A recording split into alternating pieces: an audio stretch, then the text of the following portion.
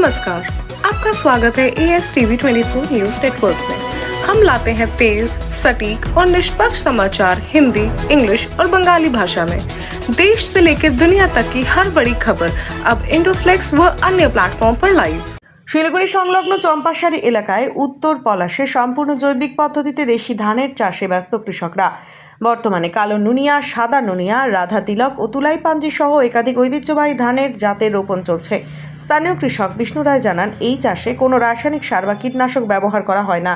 সম্পূর্ণ প্রাকৃতিক উপায়ে উৎপাদিত ধান যেমন স্বাস্থ্যসম্মত, তেমনি মাটি ও পরিবেশের ভারসাম্য রক্ষাতেও গুরুত্বপূর্ণ ভূমিকা রাখে।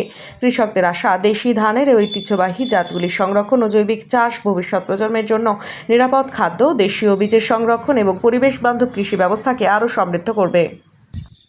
আমরা আগের থেকেই প্রায় 40-45 বছর থেকে এখানে কৃষিকাজ করছি।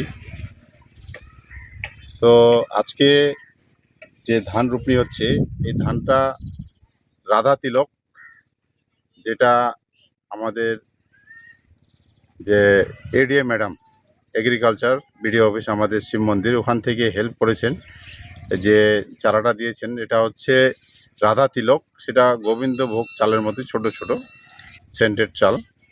আর একটা আছে সাদা নুনিয়া, এই ধানের চাষ হচ্ছে এখন।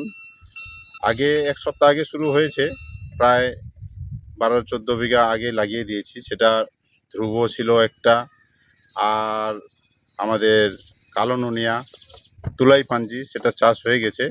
আজকে যেটা চাষ হচ্ছে, এটা হচ্ছে আমাদের রাধা তিলক আর একটা সাদা নুনিয়া।